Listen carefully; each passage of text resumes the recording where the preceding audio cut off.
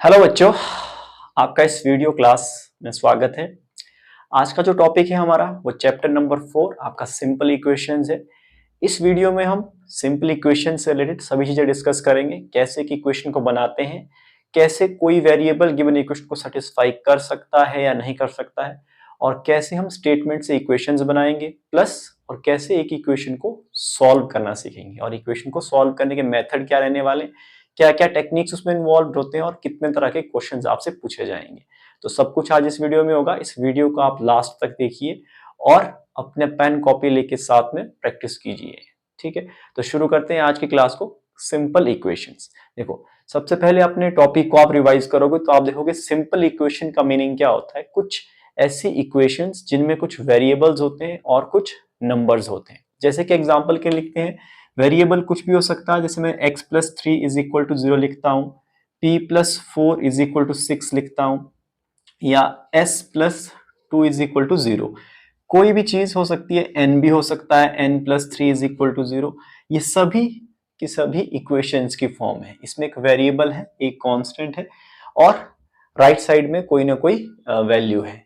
तो इसमें एक इक्वल टू भी इन्वॉल्व है। तो जहां पे ये सब चीजें सेटिस्फाई हो रही है उसको आप कह सकते हो सिंपल इक्वेशंस। आपके सिलेबस में फिलहाल सिंपल फॉर्म में लगी हुई है, जिसमें x जो भी वेरिएबल है उसकी पावर 1 होगी। ऐसा कहीं पे भी नहीं हुआ कि एक्स स्क्वायर एक्स क्यूब की बात होगी। तो हम सिंपल सी इक्वेशंस को डिस्कस करने वाले हैं। इसमें जो पहली कैटेगरी आपके पास आती है क्वेश्चंस में, कि आपको एक इक्वेशन दी हुई है, आपको देखना है क्या जो गिवन वैल्यू वेरिएबल की उसको सेटिस्फाई कर सकती है कि नहीं कर सकती है। जैसे कि अगर हम इस तरह के क्वेश्चंस की बात करें, x plus 3 is equal to 0, और आपको x की अलग अलग वैल्यू देखनी है, x is equal to 3, x is equal to -3, x is equal to 0। ये तीनों वैल्यूज आपको चेक करने की कौन सी वाली वैल्यू इस गिवन इक्वेशन को सेटिस्फाई कर सकती है। जो वैल्यू सेटिस्फाई करेगी उसके आगे आप यस लिखोगे, और जो सेटिस्फाई नहीं करेगी उसको नो लिखोगे। सेटिस्फाई करने का मतलब क्या है कि जहां पे इस इक्वेशन में x है, यहां से इस x को सब्स्टिट्यूट करोगे। अगर दोनों तरफ बराबर आ रहे हैं, यानी कि लेफ्ट हैंड साइड भी 0 आ रहा है, राइट हैंड साइड भी ऑलरेडी 0 ही है, अगर लेफ्ट और राइट साइड दोनों बराबर आ रहे हो तो आप कहोगे yes, this is the solution of this equation and this x satisfy this equation। तो ट्राई करके देखते हैं। पहले for x is equal to 3, तो इस x equal to 3 को, इसको मैं इक्वेशन नंबर 1 देता हूं। जहां पे भी x है वहां सब्स्टिट्यूट करना है। तो आपके पास क्या आ जाएगा, x plus 3 is equal to 0 है, और x की जगह आपको 3 डालना है। तो 3 प्लस 3 0, लेफ्ट साइड में बनेगा 6, और 6 0 के बराबर नहीं होता है। तो यहाँ पे आपके पास left hand side is not equal to right hand side. तो इसके आगे आप क्या लिखोगे, no, this equation does not satisfy the given equation. दूसरे में पार्ट आप ट्राई करोगे, दूसरे x के लिए, x इज इक्वल टू -3 के लिए। अब डायरेक्टली सब्स्टिट्यूट करते, देखो जहां पे x है, ये आपकी अगर इक्वेशन है x प्लस 3 इक्वल टू 0, इस x की जगह आप इसकी वैल्यू डालोगे तो ये -3 प्लस 3 बनेगा, और -3 प्लस 3 0 बनता है। अब यहाँ पे क्या हो रहा है, आपकी जो लेफ्ट हैंड साइड है it is equal to right hand side. अब जो आपका लेफ्ट हैंड साइड और राइट साइड बराबर आ चुका है, इसका क्या मतलब हुआ कि x is equal to -3 satisfies this equation, और आप ये भी कह सकते हो कि x is equal to -3 is the solution of this equation. तो इसके आगे जो आंसर आ रहा है, yes, this satisfies this equation, x is equal to -3। तीसरी वैल्यू को ट्राई करके देखते हैं, when x is equal to 0। x जब 0 होगा तो आपको क्या करना है, अपनी गिवन इक्वेशन उसमें x की जगह 0 लिख देना है। ध्यान देने वाली बात है, यहाँ जो 3 है ये कहीं पे भी चेंज नहीं होगा, इसे कहते हैं कांस्टेंट या एक फिक्स्ड नंबर है। वैल्यू सिर्फ वेरिएबल की चेंज होती है, x यहाँ पे एक वेरिएबल है, तो इसलिए यहाँ पे क्या हो जाएगा, 0 प्लस 3 3, और 3 इज नेवर इक्वल टू 0। तो यहाँ पे भी आपकी left hand side right hand side के बराबर नहीं आ रही है। तो आप ऐसा कहोगे कि this x is equal to 0 does not satisfy the equation, and we will write no, this is not the solution of the given equation। तो ये एक टाइप की कैटेगरी है जहां पे आपको गिवन वैल्यू को एक वेरिएबल जो इक्वेशन दी है वहां पे सब्स्टिट्यूट करना और देखना है कि क्या वो सेटिस्फाई कर रहा है या नहीं कर रहा है। इसको आप नोट कर लीजिए और हम नेक्स्ट क्वेश्चन पे आते हैं। नेक्स्ट टाइप के क्वेश्चन पे देखते हैं, इस तरह के क्वेश्चन और ट्राई कर लेते हैं। ये आपकी इक्वेशन है 7n + 5 = 19, n = 2 को चेक करना है। तो जहां पे n है वहां सब्स्टिट्यूट करोगे आप 2, राइट साइड को चेंज नहीं करना है। 7 2 जार 14, 14 + 5, 14 + 5 19, लेफ्ट साइड में भी 19 आ रहा है, राइट साइड में भी 19 ही आ रहा है। तो आपका left hand side is equal to right hand side. तो हेंस आप लिखोगे n is equal to 2 satisfies this equation. अगर इसके आगे जो लिखना है वो लिखना है आपको यस कॉलम में, n equal to 2 satisfy the given equation. या आप ये भी कह सकते हो कि ये इसका एक सॉल्यूशन है गिवन इक्वेशन। तो इसी प्रिंसिपल का यूज आपको हर एक क्वेश्चन में करना है।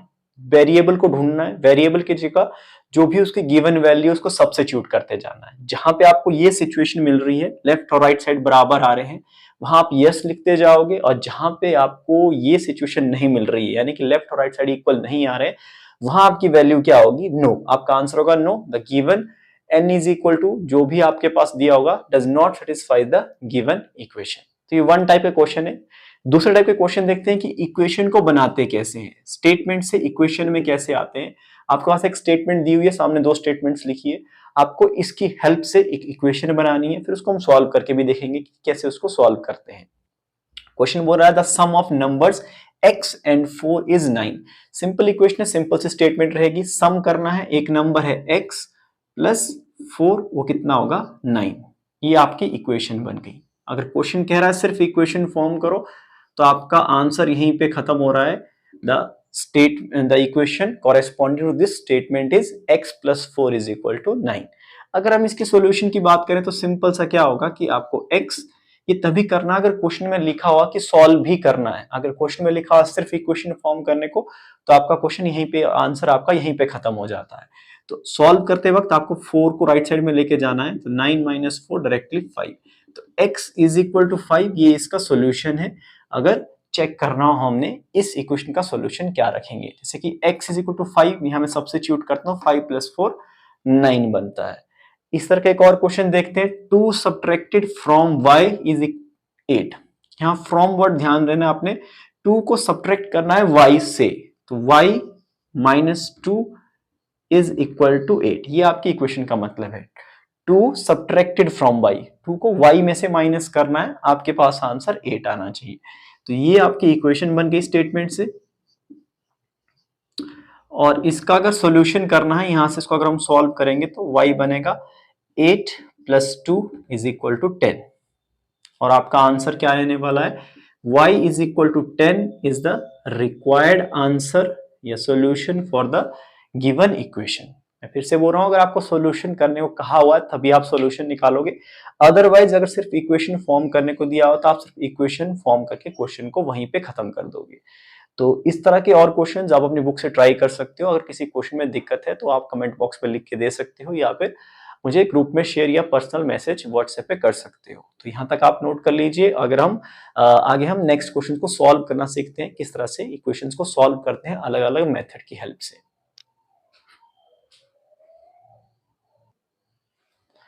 तो जो सबसे इंपॉर्टेंट पार्ट, अब उसको डिस्कस करते हैं। सिंपल इक्वेशन से सबसे जो इंपॉर्टेंट क्वेश्चंस आने वाले हैं वो आने वाले हैं सॉल्व करने वाले हैं, कि आपको कहा जाएगा कि इक्वेशंस को सॉल्व करो। तो मैंने यहाँ कुछ क्वेश्चंस लिखे हैं आपकी बुक से। ये सिलेक्टेड क्वेश्चन है, ये जो अपने आप में कुछ अलग अलग टेक्निक सीखोगे आप हर एक क्वेश्चन में। हम दो तरह से क्वेश्चंस को सॉल्व करना सीखेंगे, एक होता है डायरेक्ट मेथड और एक होता है स्टेप बाय स्टेप मेथड। मतलब इसमें आपको पहला स्टेप करना है फिर दूसरा स्टेप करना है, उस तरह का। और एक होता है डायरेक्ट मेथड, आपको जो डायरेक्ट मैथमेटिकल ऑपरेशंस है वो अप्लाई करेंगे। पहले मेथड से करते हैं फर्स्ट क्वेश्चन को। अगर आपको उसको सॉल्व करना है, 10p = 100। क्वेश्चन को ध्यान से समझना, मेथड कोई भी हो सकता है, बट आपका आंसर सेम आना चाहिए। आप एक क्वेश्चन को बहुत सारे अलग अलग मेथड से ट्राई कर सकते हो, वो आप पे डिपेंड है कि आपको कौन सा मेथड ज्यादा अच्छा लगता है। एक है जो लॉन्ग मेथड है, कि आपको अगर यहां से इसको ऐसे करना है, इसको सॉल्व करना है, तो हमें क्या करना पड़ेगा? इस 10 को न्यूट्रलाइज करना पड़ेगा। तो हम क्या करेंगे? Dividing both sides by 10। उससे क्या हो जाएगा? आपका लेफ्ट हैंड साइड भी 10 से डिवाइड हो जाएगा और राइट साइड को भी आपको 10 से डिवाइड करना है। राइट साइड में सिर्फ 100 है तो 100 डिवाइडेड बाई 10, 1 0 से 1 0 खत्म, 10 से 10 खत्म और आपका आंसर सीधा बच जाता है 10। P is equal to 10। दूसरा जो मेथड आपको कह रहा था मैं, दिस इज इनडायरेक्ट मेथड या डायरेक्ट मेथड। ये हो सकता है कि जब आप इस तरह के क्वेश्चंस को सॉल्व करो तो क्योंकि 10 P के साथ मल्टीप्लाई हो रहा है, जैसे ये राइट साइड में जाता है, कोई भी चीज मल्टीप्लाई हो रही है तो राइट साइड में जाके वो डिवाइड में चली जाती है, इसे कहते हैं क्रॉस मल्टीप्लीकेशन। ये इसके डिनोमिनेटर में चला जाता है तो ये डायरेक्टली यहां से आंसर 10 आ जाता है। दोनों मेथड ठीक है, आपसे क्वेश्चन में देखना आपको कौन सा पूछा गया है और आपको कौन सा मेथड अच्छी तरह समझ आ रहा है। मेथड अलग अलग हो सकता है बट आंसर आपके पास हमेशा ही सेम आएंगे। दूसरे क्वेश्चन को ट्राई करते हैं इसी दो तरीकों से। P/4 is equal to 5। P/4 is equal to 5। अपनी पेन कॉपी लेके साथ बैठिए और इन क्वेश्चंस को आप साथ में सॉल्व करते रहिए। जहां पे भी दिक्कत आएगी उसको नोट करके रखिए और मुझसे शेयर कीजिए। P/4 is equal to 5। अब आपको यहां दिख रहा है 4 एक्स्ट्रा है बट राइट साइड में कुछ भी 4 नहीं है। हमें P इंडिपेंडेंट चाहिए तो हम क्या करेंगे, इस बार इस 4 को न्यूट्रलाइज करने के लिए मल्टीप्लाई करेंगे दोनों तरफ। Multiplying by 4 on both sides. दोनों तरफ क्या करोगे आप, मल्टीप्लाई करोगे 4 से। उससे होगा क्या, देखो आपका P/4 इंटू 4 हो जाएगा और 5 भी 4 के साथ मल्टीप्लाई हो जाएगा। तो जब ऐसे मल्टीप्लाई करोगे आप, ये कैंसल आउट हो रहा है, 5 4 जार 20। तो P आपके पास आ रहा है 5 4 जार 20।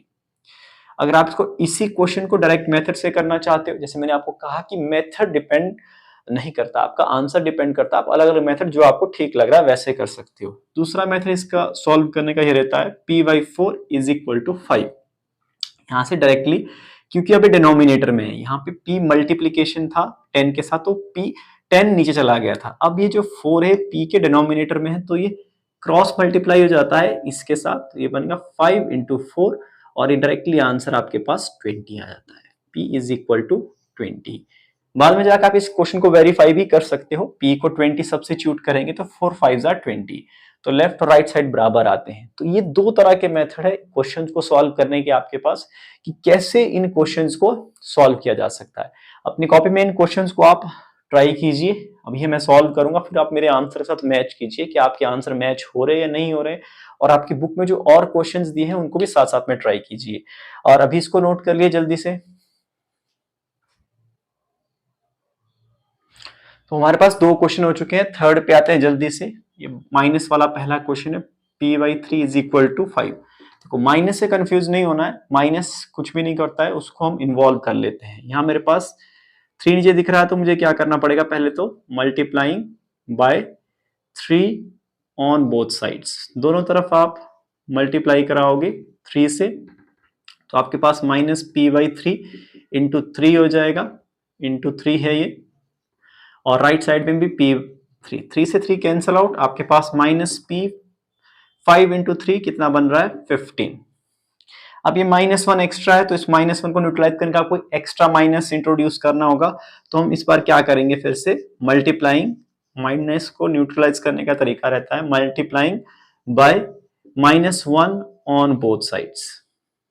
ऑन बोथ साइड दोनों तरफ -1 से मल्टीप्लाई कर देंगे, -P इंटू -1 और 15 इंटू -1। ब्रैकेट का मतलब मल्टीप्लीकेशन ही होता है। यहाँ माइनस और माइनस मल्टीप्लाई होके प्लस बनते हैं, minus into minus plus, 15 into -1 minus of 15। इसका आंसर आपके पास आ रहा है P इज इक्वल टू -15। अब डायरेक्ट मेथड्स देखोगे आप इसको, इस क्वेश्चन को बहुत शॉर्ट तरीके से एक स्टेप में किया जा सकता था, जैसे कि माइनस P/3 है इज इक्वल टू 5 है तो इसको क्रॉस मल्टीप्लाई करके 5 इंटू 3 में लिखा जा सकता है। तो और P क्या बनेगा आपके पास, -P 15, और राइट साइड में जाके ये -15 के साथ इंक्लूड हो जाता है। तो ये शॉर्ट है, ये आपका लॉन्ग मेथड है। अब हम क्वेश्चंस को इस शॉर्ट मेथड सॉल्व करने की कोशिश करेंगे। ये बहुत लंबा हो जाता है ये वाला मेथड। ये तभी करना है जब आपसे क्वेश्चन में पूछा गया हो कि आपको प्रॉपरली ये सब्स्टिट्यूट करके करना है।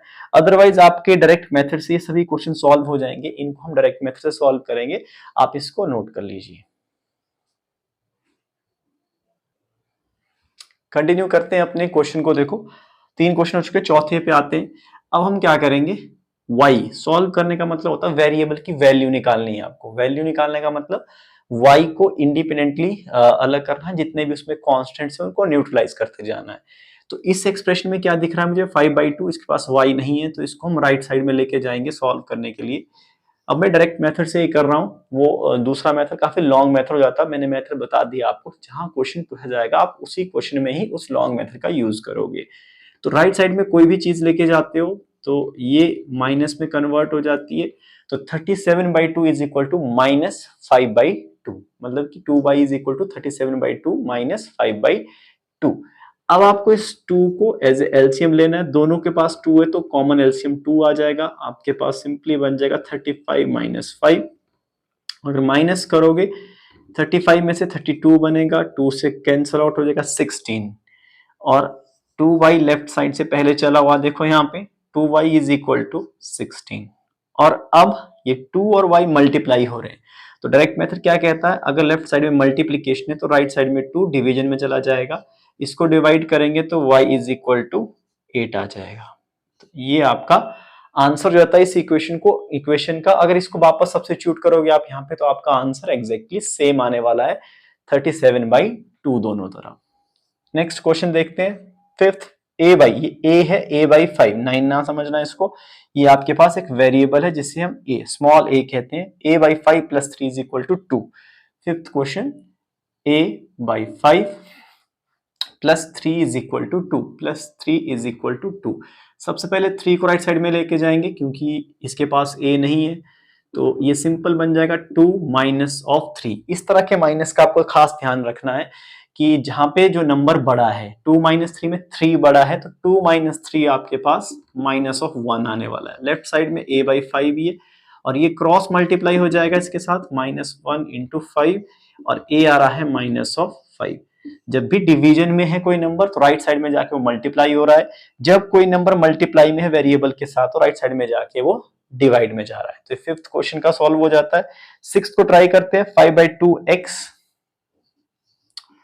5/2x is equal to 25/4।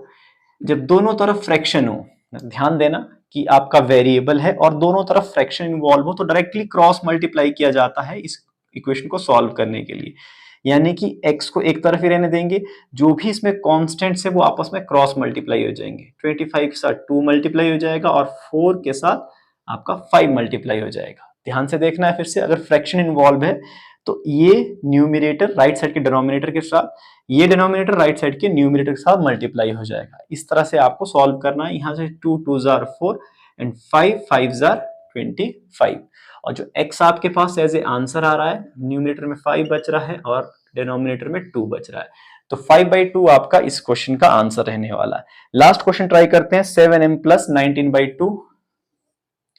ये जो आपका सेवेंथ क्वेश्चन है, 7m + 19/2 equal to 13। 7m + 19/2 is equal to 13। इसमें जानबूझ के फ्रैक्शन इन्वॉल्व थी इसलिए इसको मैंने चूज किया इस क्वेश्चन को, तो ताकि आपको हर एक तरह के क्वेश्चन का थोड़ा सा एक्सपीरियंस मिल जाए। 13 - 19/2, इसमें ये ध्यान रखना है जब भी जिस नंबर को आप लेके जा रहे हो राइट साइड में साइन सिर्फ उसका चेंज करना है। 13 के साइन में कोई चेंज नहीं आएगा, 13 as it is. 19/2 right side में जा रहा है तो 19/2 माइनस का बन रहा है। लेफ्ट साइड में कोई चेंज नहीं करना है, 7m एज इट इज। यहाँ पे 13 के डिनोमिनेटर में 1 माना जाता है, जिसके डिनोमिनेटर में कुछ नहीं होता उसके डिनोमिनेटर 1, तो ये 2 और 1 का LCM 2, 2 1s are 2, 13 2s are 26 -19, 2 1s are 1, यानी 2 और 2 को डिवाइड करेंगे तो 1 आएगा, 1 से 19 को मल्टीप्लाई किया जाएगा तो 19। ये एलसीएम वाली टेक्निक है, इसको आप अपने रिवीजन कर लेना कि कैसे एलसीएम फ्रैक्शंस को आपस में माइनस किया जाता है। ठीक है, तो आप यहाँ डायरेक्ट भी समझ सकते हैं क्योंकि इनके डिनोमिनेटर अलग अलग है, ये क्रॉस हो जाते हैं। 13 2s are 26, 19 1s are 19। तो यहां से आप माइनस करके देखोगे अगर इस क्वेश्चन को, तो 26 में से अगर आप 19 माइनस कर रहे हो तो आपके पास ये बन रहा है 7/2, और पॉजिटिव का है क्योंकि 27 बड़ा है 19 छोटा है।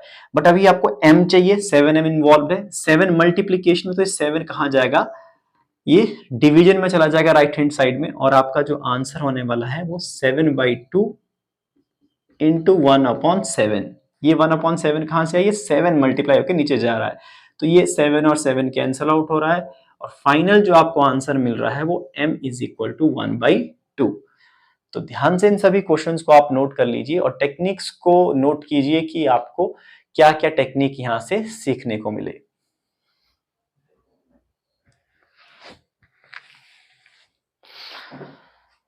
तो ये कुछ क्वेश्चंस थे जो हमारे सिंपल इक्वेशन उन्होंने ट्राई किए। मैंने ट्राई किया है कि मैं हर तरह के वेराइटी ऑफ क्वेश्चंस को ट्राई करूं। तो पूरी एक्सरसाइज को एक वीडियो में ले आना मुश्किल है। आप अपने लेवल पे पूरी एक्सरसाइज ट्राई कीजिए, पूरा चैप्टर रिवाइज कीजिए।